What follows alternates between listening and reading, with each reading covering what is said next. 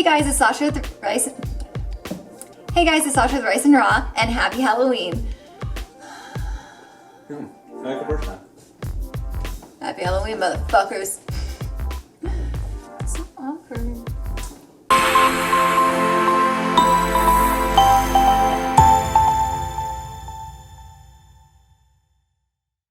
Hey guys, happy Halloween. I know when I upload this, it will not be Halloween, but it is today, so that is why I'm dressed like Spyro. So tonight I'm going to be making my favorite meal ever, which is buffalo mac and cheese pizza. So it's really simple. It's like semi-homemade, something that like Joe and I randomly created one day, and it's awesome. It's so good. So I get my dough from Stop and Shop, and they actually have their pizza dough is vegan. And it's in the refrigerated section, actually near the cheese, so you have to kind of go to the cheese section.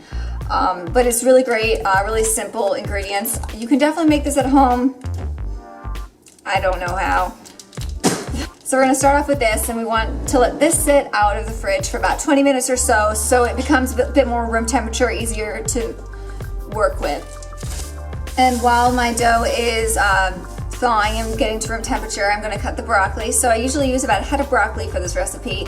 Try to get organic. If you can't, conventional works as well.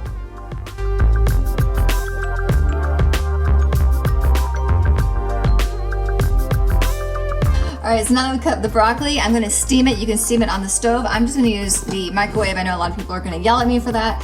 It's just a lot quicker. It's just as quick on the stove, but it's just an easier cleanup because I have this cute little steamer right here. So I'm gonna fill this with some water, put the broccoli in, and let it cook in the microwave for about a minute or so. You want some broccoli?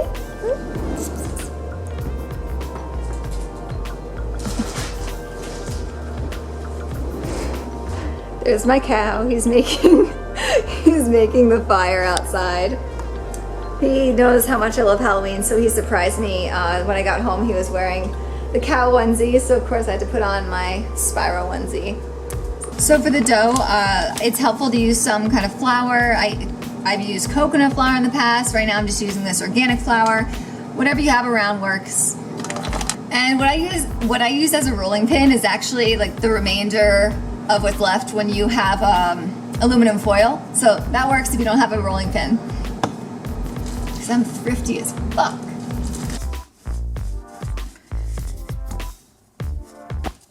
So right now I'm working with the dough, and it's still a little too cold, but still like kind of working around in my hands, letting it have more surface area. It's gonna start to get more room temperature.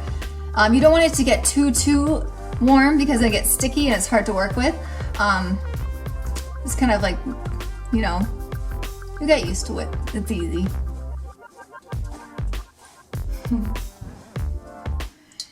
And on the pizza dish, you can put some oil on it if you want, or you can put some flour so it won't stick. All right, so I got my dough all rolled out, and I'm just gonna put it in the oven for about 10 minutes. I'm gonna put it in the oven for 10 minutes, and then after it's kind of cooked a little bit, then I'm gonna put the toppings on and then put it in for another 10. And I didn't even preheat the oven, so that was really smart of me. God damn it.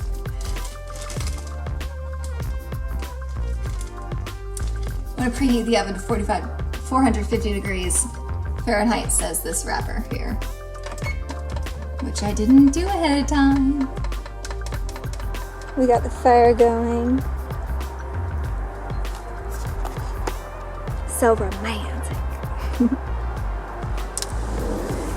And it's Sherlock's birthday. Happy birthday, Sher. 3 years old. So that was the hard part, and now for the easy part. Since I said it was semi-homemade, I use Amy's Rice mac and cheese, and this is the vegan kind. You gotta make sure it's dairy-free. They have a lot of different SKUs for their mac and cheese. Sometimes it's dairy-free, sometimes it's lactose-free.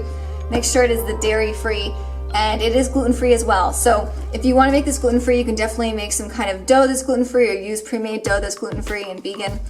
So I'm gonna use this, and I have 2, so I'm gonna use 2 of them. Just follow the directions on the box.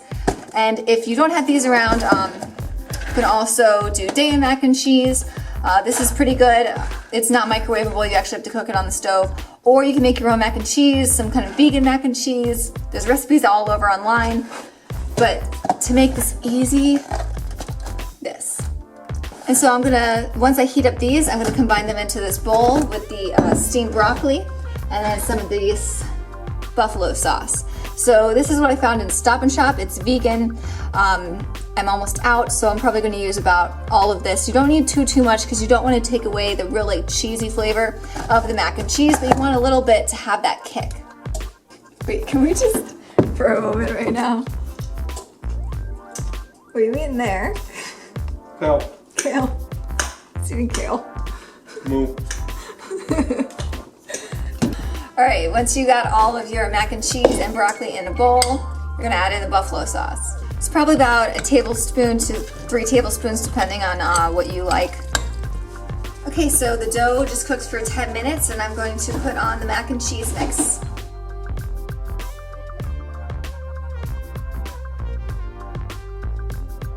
And before you put it back in the oven for another 10 minutes, add smoked paprika. So this is amazing. This is the finishing touch. This is what brings it all together. It's gotta be smoked paprika, not just regular paprika. So I really like it, so I'm gonna put a generous amount on.